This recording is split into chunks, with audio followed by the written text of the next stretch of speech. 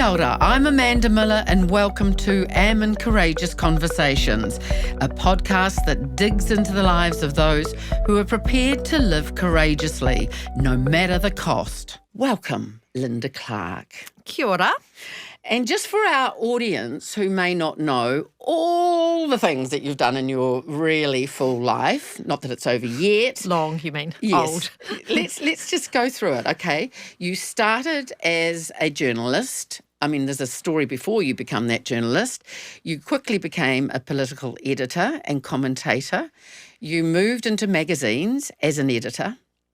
You then decided randomly to become a lawyer. And oh my goodness, I can't believe what you've done since then.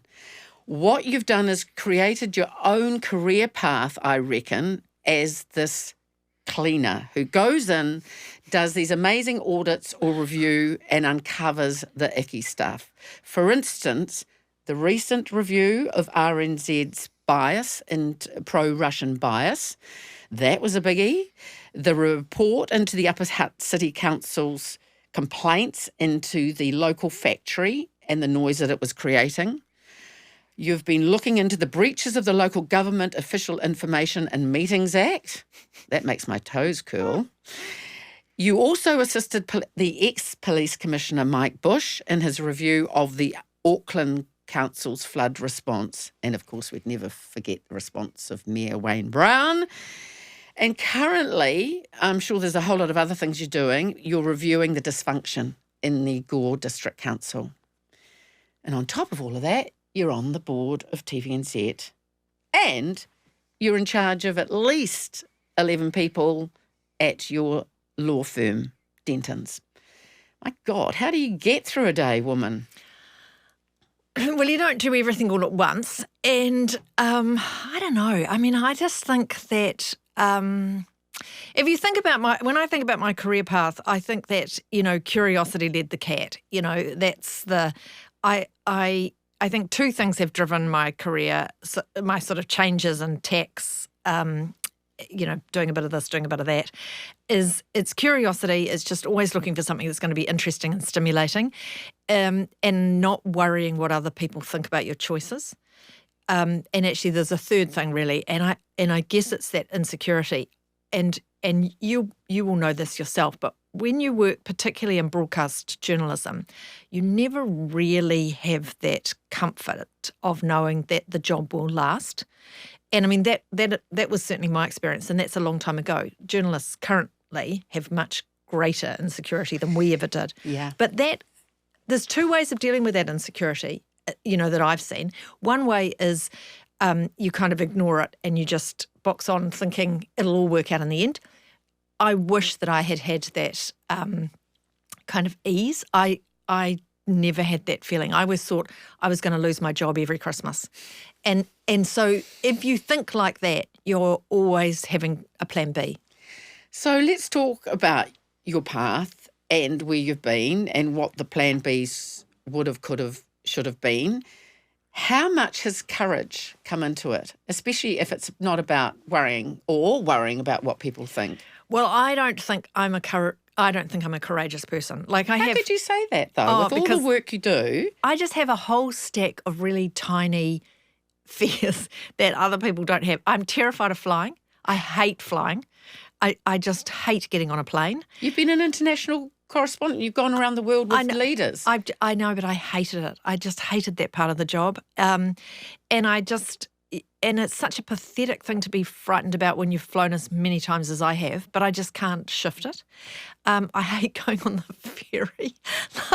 Actually, I just like to stay in my own little patch at home. I feel I'm just the opposite of a brave person. But I want to take you up on that. How can you be like that when you have to step into pretty messy situations where you know you're going to piss a lot of people off? And you're doing that job. That does demand courage. Well, I'm not frightened of confrontation. And I'm not, although I don't actually like confrontation. I think that's a myth about people who have been a journalist like I was, that we somehow go hunting for a scrap. I don't like arguing with people, but I'm not frightened of arguing with people. And I think I can do it more, and certainly as I've got older, I can manage difficult conversations kind of with more grace, I suppose, which allows both sides, to feel better at the end of it. You never feel great after one of those conversations, but I'm not frightened of those. And one of the things that I think in my law practice is that, one of the big cultural differences. So when I switched from being a journalist to being a lawyer, it took me a wee while. I mean, maybe 18 months. In the first 18 months, there was sort of something different. There was something in the atmosphere. I couldn't put my finger on it. What was it that was so? It was sort of unsettling.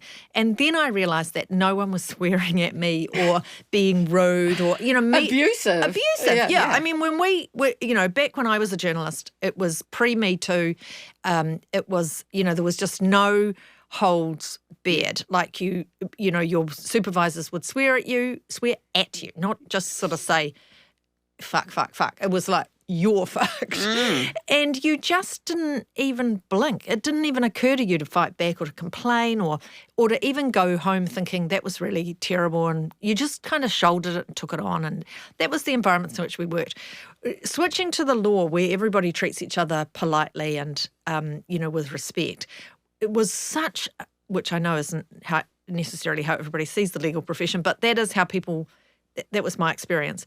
It was such a shift that it was like literally being a fish out of water. Like, you're operating in this environment. There's something wrong with this environment. Then you realise what's wrong with this environment is that there was something wrong with the previous environment. Yeah, absolutely. And you've acclimatised to this thing. So I think one of the things I bring to my practice, which is different to other lawyers, and it's drawn on my experience as a journalist, is that I'm much more comfortable to sit with a client and say right at the get-go, you don't have a leg to stand on. Like, you don't have the facts to support a legal claim. This often happens in defamation, where you have to say to someone, yep, you're really pissed off by that article. You're really hurt. You're very, I get it. I get that. I can see exactly why you feel that way. But this would be just a complete waste of your time and your money. You don't have a leg to stand on. And this is why, because you've done this and you've done this and you've done this. And sometimes that is a really hard and confronting thing to say. But yeah, so I mean, I don't know if that's brave. I just think that that's just who I am, Well, no one would doubt that you are upfront, and that is critical. It's critical to the way you did your job as a journalist, and it's critical to the way you operate as a lawyer. And that has to be a positive, right? Yeah. Well, I'm an outsider too, I think. I didn't come from a professional background. And when you operate in the and a lot of journalists don't actually. That's one of the reasons. In a way, it's a sort of secret ingredient in the journalism stew, is that if you are a bit of an outsider, you're a better observer because everything is a bit new to you. So you don't have that sort of unconscious bias of thinking this is the way things always, this is normal. You're looking at things thinking, well, why is that normal? So I didn't come from a professional background, and I always felt in the political environment where there were a lot of professionals that I was always kind of one step removed. And I think in the law, because I haven't come through the law in the traditional way, I've got that same experience of just sort of feeling slightly on the outside all the time. And again, there's two ways of thinking about that, right? You can either be uncomfortable about that or you can kind of lean into it. I think it's worked for me, but it's helped me make what from the outside look like less conventional decisions, I think. Good on you. And I mean, it is that thing, and it's something that we talk a lot about in training, and I recognise in my own life. It's about getting used to being comfortable in an uncomfortable situation, and embracing that. Yeah, not going, I can't cope with this. Yeah. You've got to front up. Well, you definitely, there's definitely been times, particularly when I was as a young journalist, there were definitely times when I thought, I just can't do this. Like, I'm not going to. Funnily enough, the first time I met you was at Frontline. I can remember you walking into the reporter's room.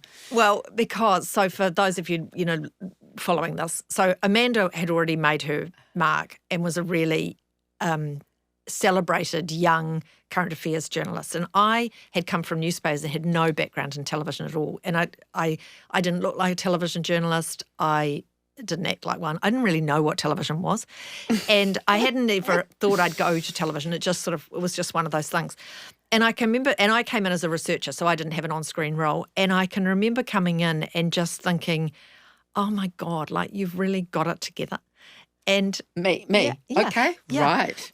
And the first year at Frontline at that program, I had lots of times when I thought, oh my God, like I just can't do this. Like why have I gone to television? And I would never have predicted, that person that existed then would never have predicted that she could have turned into the person that left television. Do you know what I mean? The journey was so extreme. That is so remarkable, Linda, because I can vividly remember, without getting into a whole nostalgic journey here, but I can visually remember you in that newsroom and thinking, oh my God, she's younger than me, she's sassier than me, she's smarter than me, and immediately, you know, some of the competition.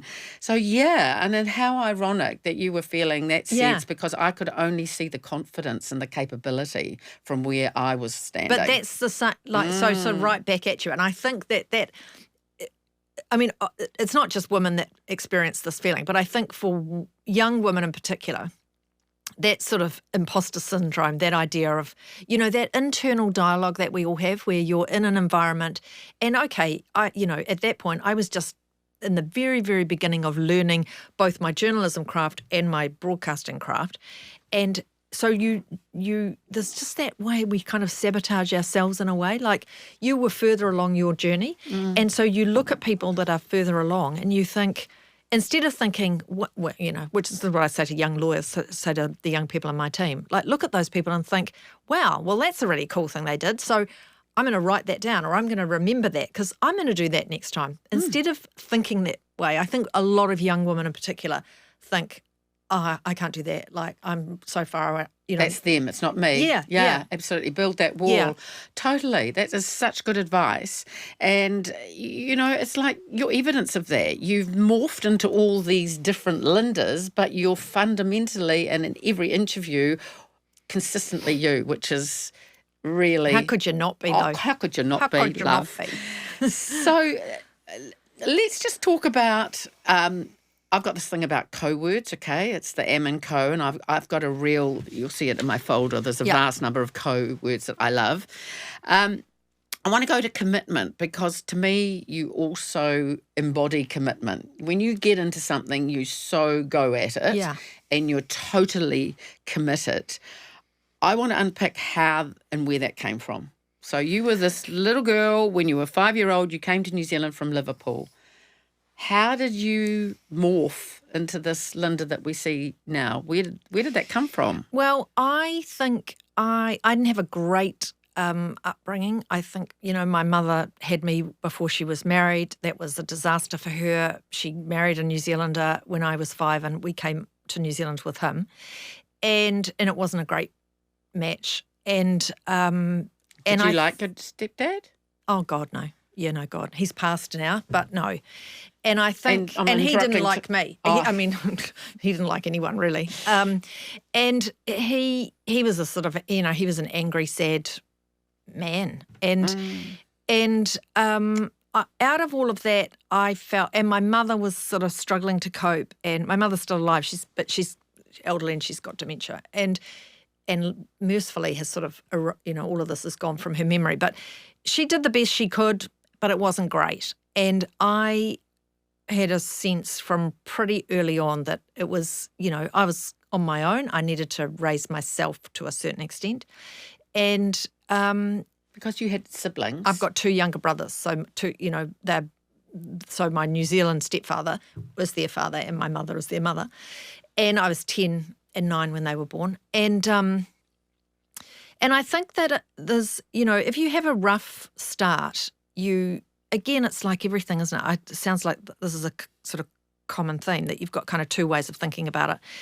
My way of thinking about it was I was just not going to repeat that. Like, I'm not going to do that. I'm not going to marry badly. I'm not going to live badly. You know, I'm going to be, you know, I'm going to work hard. And it was down to me to do it. So I do have a very work hard philosophy, and I've never been able to shake it off. Like, I probably don't need to work as hard as I do now, but I've always had that And I actually think, and that's what I say to my kids, they think that it's boring, but, what you put in is what you get out. Yeah. And this idea that, somewhere along the line, some benefactor or some,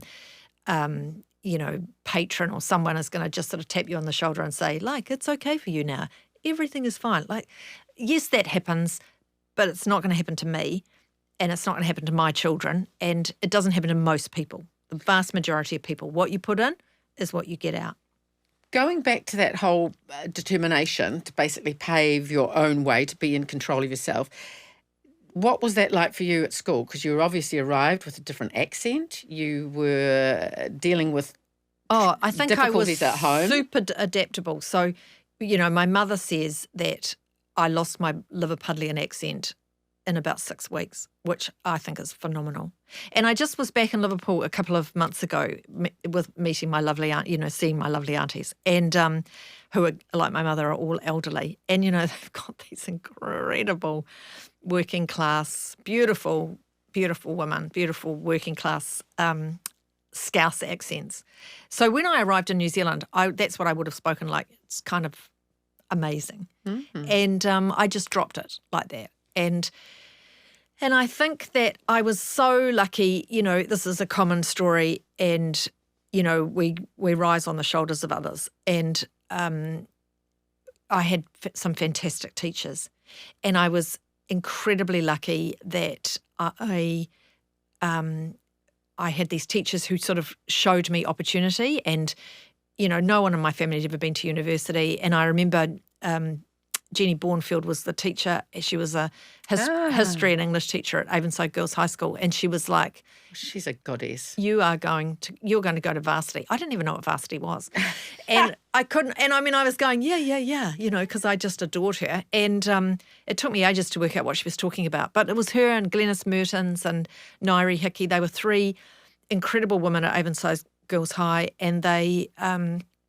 just saw something in me. And I think I was also really lucky that I had a peer group that were more comfortably middle class than I was, and their parents also, stepped in and picked up the pieces. Wow. It does, that old thing. It takes a village, and you rise on the shoulders of others. Those people created this path, which wouldn't have existed without them. Totally. And I endorse exactly what you're saying, that in terms of influential teachers, I would never have become a journalist if it wasn't for my art history and my English teacher saying, this is what you need to do. And that sounds more glamorous than being a nurse. I mean, imagine me as a nurse, not good. You'd look good in the uniform. Oh, so good. So you went to university or varsity, studied politics. Yep. Studied politics. Got yourself arrested. It's in the Springbok tour. 81 was my first year at university. And I mean, again, I sort of feel blessed about that because I'd always had an interest in politics. Actually, so my history teacher, Glenys Mertens, she was really politically active, and she was always up for a conversation about politics. Muldoon was in power, was pretty... it was such a divisive time. And then I went to university in 1981 and the Springbok tour, of course, and I was at Canterbury University, and I got really involved in the Springbok tour protests, and I got arrested on, I think it was August 24th. So nearly coming up to the whatever it is anniversary. Yeah. Yeah, pretty and that was great because what did that teach you? I think it just switched on I would say politically I'm a centrist. So it was my one dabble in something that, I can't imagine getting arrested today.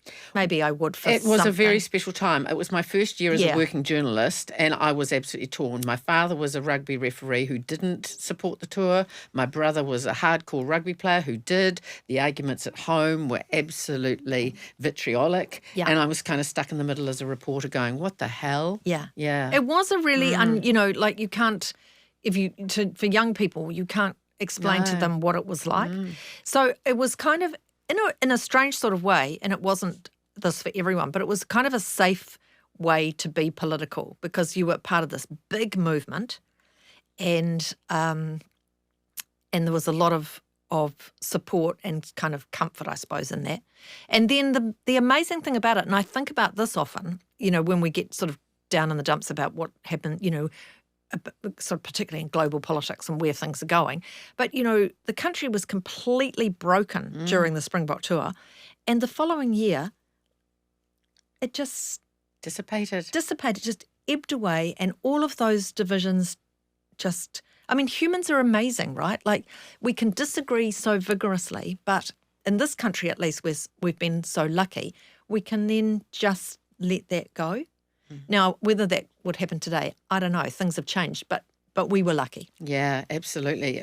It was quite extraordinary. So the next key word I want to talk to you about is you've done some really demanding roles, as you said before. I think you and I both share about this. We described ourselves as popcorn, didn't we? But you're always doing something and something else is going on, but you have thrown everything at everything. And probably a bit of an inability to say no, I think, with you. I'm not great at saying no. I'm trying to be better. Right. But also the thing is, sometimes you don't want to say no because it's just really fascinating. Yeah, exactly. That's what, totally my rationale. Yeah. If I'm interested, I'm sorry. It seduces me. I'm in. Count me in. What we need to cover, though, is the balance of that is the co-words I want to cover are companionship or comfort. Where do you find that in your busy life? So I met my husband now, but he wasn't for a long time. I met him in my second year at university, and in fact today is our 41st anniversary of getting together. 41st? 41 years. I know. Oh my God. It's horrific. Congratulations. It's great. That is seriously cool. It's a long time. He's a seriously cool man. He's a very cool man, and he's got we're very yin and yang. So, it has to be that way. The thing that would drive him nuts about me is the fact that I don't say no, and I'm, come home and say, oh, I've just done this, I sound like what I get at home. And it's just like, oh, God, really. And the thing that drives me nuts about him is sometimes, he just loves sitting around. and it's like, you're sitting around. But after, why does it work? It works because one of us is like a ball bearing in a kind of, pinball machine, and the other person is not. Like, we couldn't both be those ball bearings. We couldn't both be either or. So he is a real, Alan's just a real rock for me. He's got incredible EQ, and he's just got he's always had a fantastic sense about, he's got very high integrity, and he's got a fantastic sense about, who's a good person and who's not.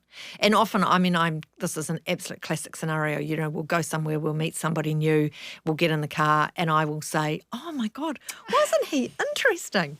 And Al will say, oh, I thought he was a wanker.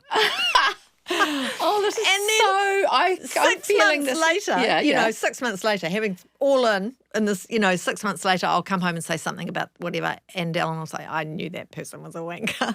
And it's like, oh, God, why didn't I listen to you in the first place? Anyway, that's happened a million times. And but he's a tough cookie, old Alan. He's hard to, we were looking at school reports and stuff a few years back, and like his have got things like in it like, doesn't suffer fools gladly. This is him as a kid. And that's him, so I'm lucky because I've passed the test, and, 41 years he's of an apprenticeship. Very loyal. Yeah. Like once you're in, but he's hard to impress in the first instance. So that's where, I couldn't have operated at the high level that I've operated without him. He's also a hugely high-achieving person. Like, he's my match. There's no question about that. But it's his personal qualities that have been hugely supportive. And the other thing is that I've got good mates. Yeah.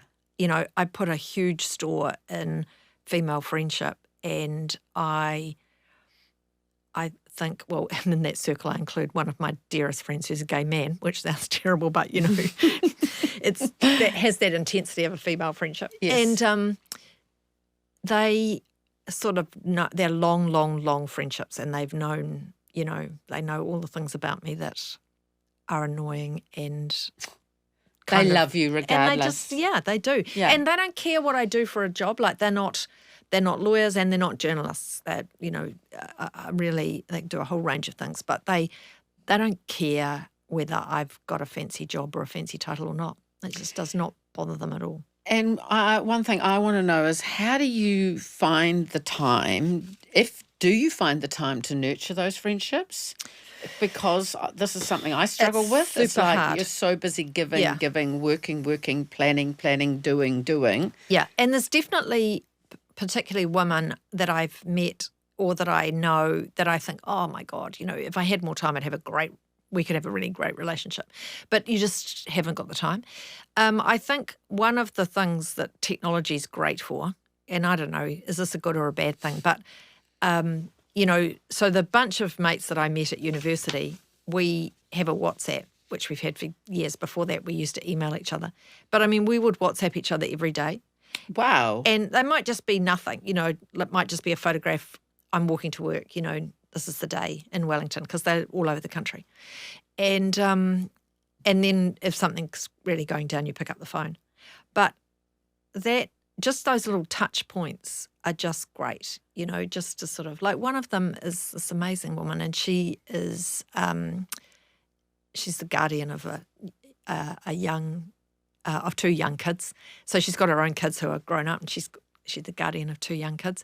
And, she's still back in, her youngest has just gone to school. So she's at that stage. It's such a completely different stage. And you just get a little photo from her with her daughter, and it's like, oh my God, imagine doing that. Mm. But just these little touchstones that just, I don't know, fill the cup one drop at a time. Grounding.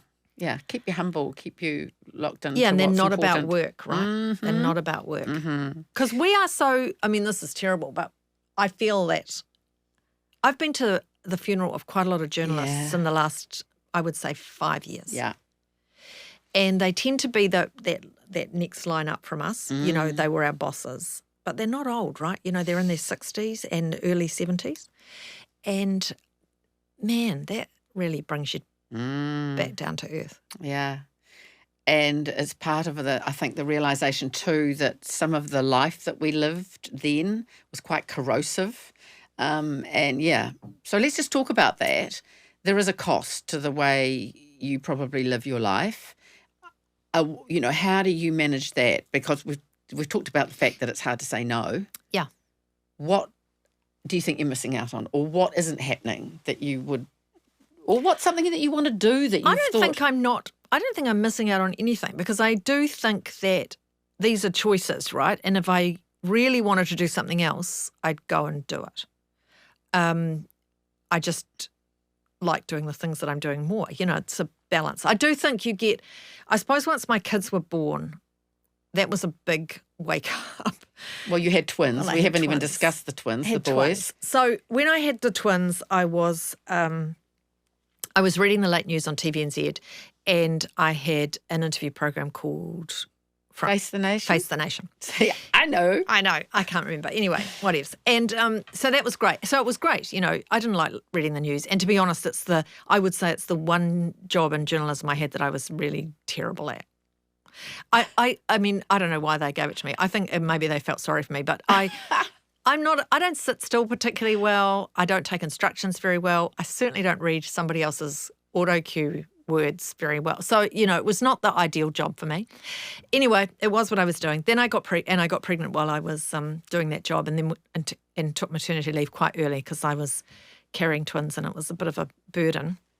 Well, I just looked like a whale on matches, but anyway, it was shocking. And then and after that I went to radio and did 4 years at hosting 9 to Noon on Radio New Zealand. Yeah, we didn't even talk about that. That was a massive achievement. So that whole period of 9 to Noon, which was just the most wonderful job. Yeah. Wonderful program, and Catherine does a great job on it now. It's a really fantastic program. And because you do 40 to 45 to 50 interviews a week. Yeah. You can interview anyone you like. You don't have to have cameras. It's super easy.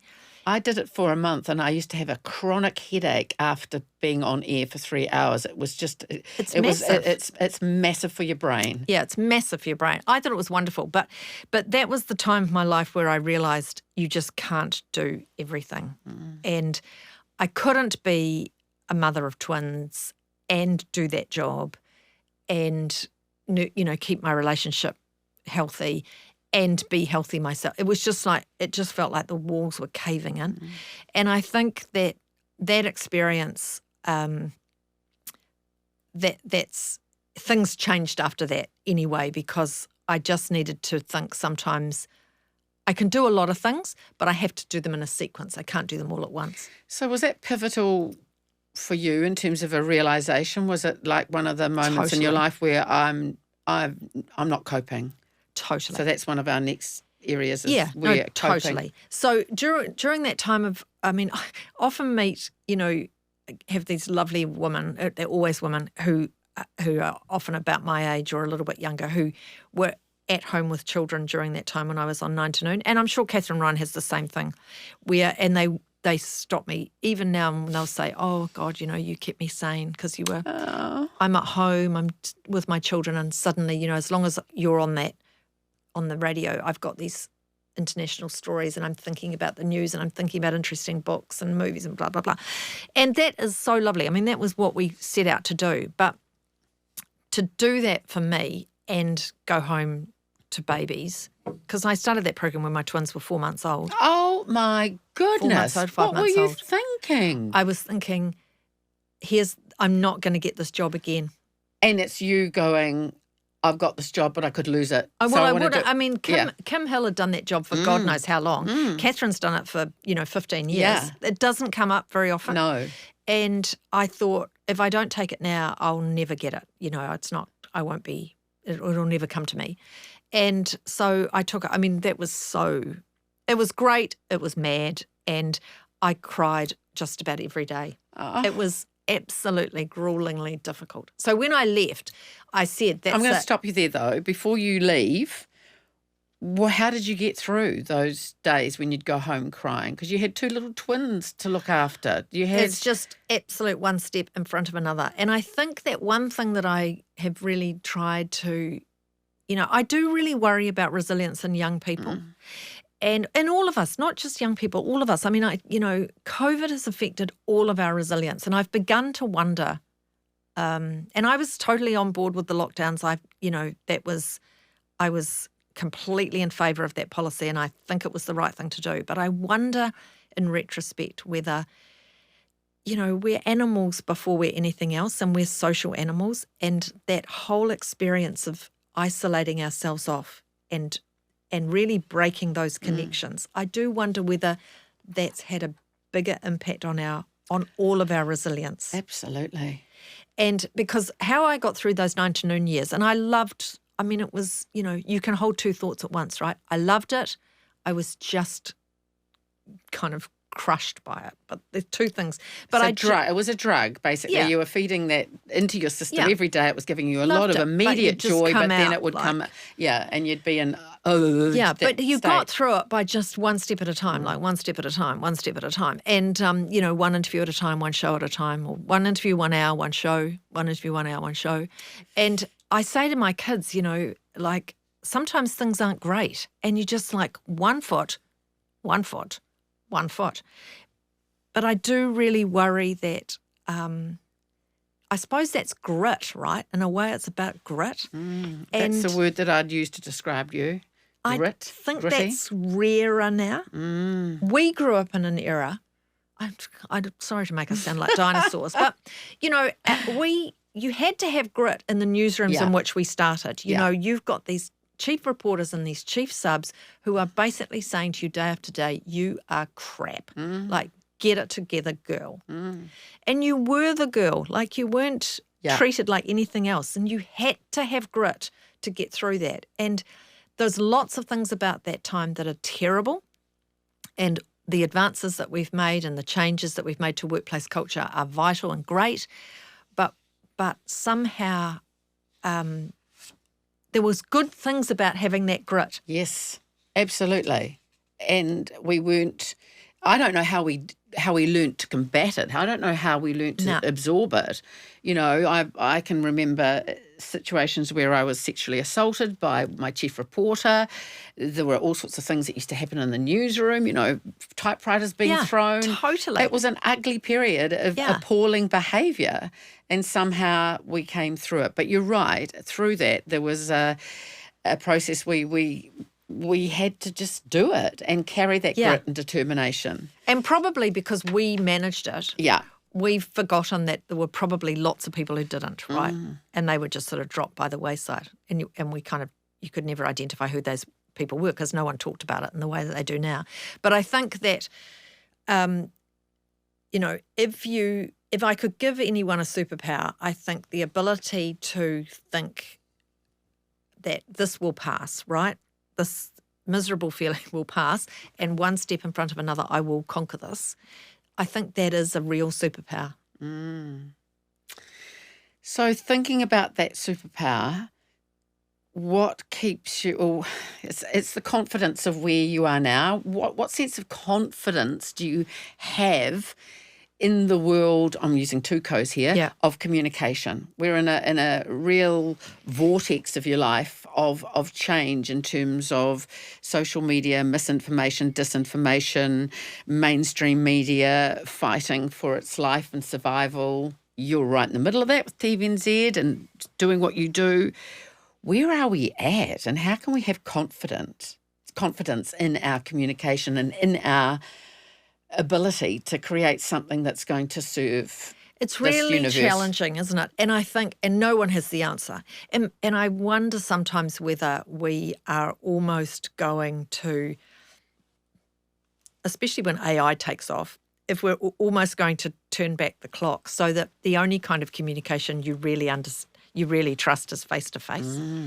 You know, I mean, in an AI world, when everything can be doctored and manufactured and it looks real and it's not, you know, that is the challenge for all of us on every level and every communication. How will we know? Yeah. And we just don't know the answer to that, right? But I think that idea that, you know, it's interesting in some arenas at the moment, there is, you know, where there's extreme security, people don't want to send emails to each other. They've stopped sending texts, or they don't participate on WhatsApp and anything else. So if you strip those things away, you're back to the old-fashioned communication, which is, I'm going to ring you and say, can I have a coffee? I've got something to talk to you about. We're going to go and have that conversation face to face. Now, we're not going to go right back to that because we're all now completely baked into using technology. But unless we can come up with some ways of validating those communications, it's going to be very, very difficult. Yeah, because look, I'm so old school. Look, I like picking up pieces of newspaper, but this is me. It's a ritual in the morning. I pick up bits of pieces that are interesting, and John keeps saying, for God's sake, why do you even get the subscription to that piece of shite? You know, like, why would you bother? And I go, because it's really interesting. So here we go in terms of that AI thing. News and entertainment juggernaut Fox is developing AI-powered tools that will create content instantly. You know, it's here. It's now. Yeah. And how do we manage, and how do we, you know, I mean, in terms of the love that we've had for journalism and the opportunities it's given us and for the world that we've experienced, what hope is there for reporters, for reporting, for journalism, for information? There has to be better regulation. So I think big tech's going to be regulated. It's just a matter of time. I mean, there was in the States at the moment, there's the comedian, I think this is right, the comedian Silverman, can't remember her first name, she's got a lawsuit which is about AI using her jokes and replicating her jokes. And I think there's going to be a whole lot of litigation. You'll probably be involved in this, no doubt. Well, wouldn't that be nice?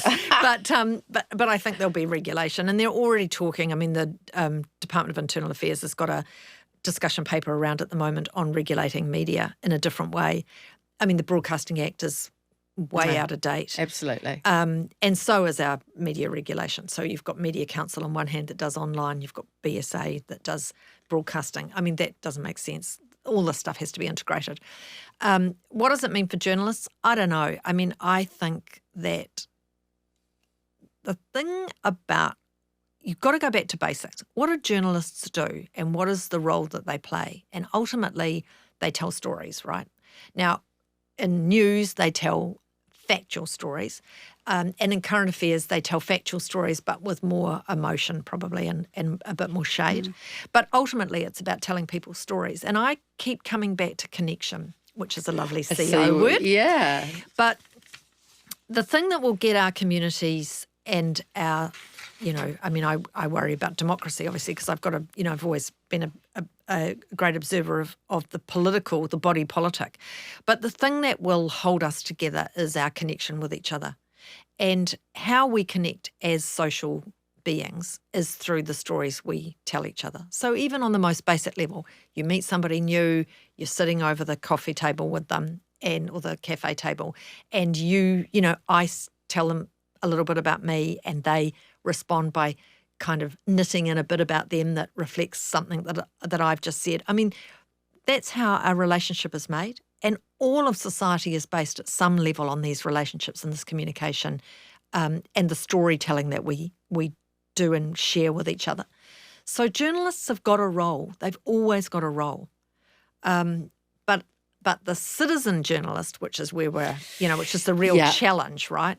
The citizen journalism has not lived up to what was the hope. The idea that we'd have better democracies because everyone would be sort of Johnny and Jane on the spot. Contributing, That has not worked. So are you confident that we will have a journalistic profession, or I've never called it a profession because I never quite saw it as that. It's a craft. It's a craft. Yeah. But it will stay intact. Well, I think it'll look different because it has to, right? Because everything does look different all the time. I mean, it looks different to how it looked when we were there. God, yeah. But I think the role for journalism remains as strong as ever. No. And if you look at what's look at what's happening in the States, right? I mean, because we all look at American politics and, it's sort of bug-eyed really because you kind of think, how did they get here? And there's lots of theories as to how they got there. But, this morning Trump is indicted again on further charges. And however that might be covered by the various groups, someone has to cover it, right? We want to know that. Yeah. And what we want is someone reputable who's in the courtroom who can tell us what happened. How did he respond? What did he say? What did he look like? Someone has to do that. Yeah. And there's, I'm confident that in my lifetime, I'm always going to want someone to do that.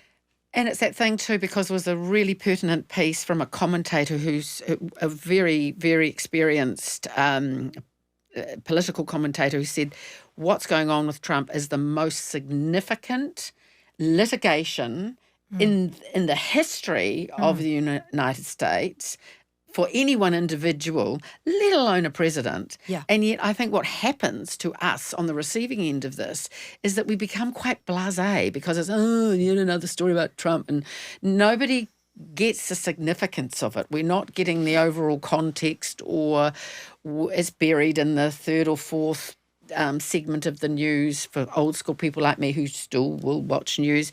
So it's a really hard thing for us to, the context and the significance of some of the stuff is lost today. That's what I feel. Well, that's because I think that what's happened is what social media has done and digital news has done is it's sort of atomized news. And so instead of, the reality is that when I was a child, the news was on, I think, at 5:30. It might have been 5:37, whatever. It wasn't 6 o'clock. But the family gathered to watch the news, right? So dinner was either before the news or after the news, but the family gathered. It ruled the family. And what that meant is that right down your street, everyone was watching the news.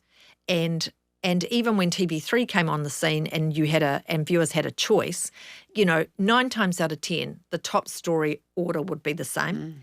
And so everyone was getting the same stories given the same weight at the same time. And then, usually in a balanced way where they would have both sources. Yeah, and so you all got, so as a sense of cohesion and community, you would ride the bus the next day or you'd go to work and everyone would be saying, did you see Rob Muldoon do this, or did you see Norman Kirk do this, or whatever it was at the time, did you see Jim Bolger do this?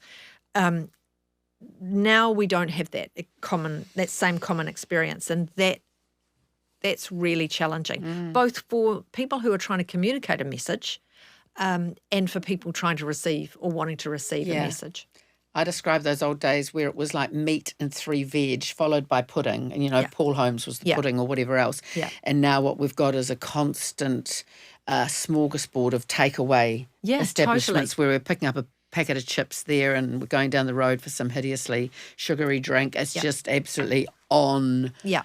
It's on all the time, available all the time, but it's mostly shit. And then the thing too is that, if you're getting your news online or you're getting it from Facebook or somewhere like that, then the algorithms are just going to feed you the same. Siloed. Yeah, so, I don't read a print newspaper anymore, and I haven't done for ages. But when I pick them up and, whenever I see one, every now and then, it's just a much more nourishing experience. And the fact is you look at stories that wouldn't be delivered to your algorithm. Yeah, which explains why I'm so hanging on to that shitty little insignificant It's a great piece of paper every morning.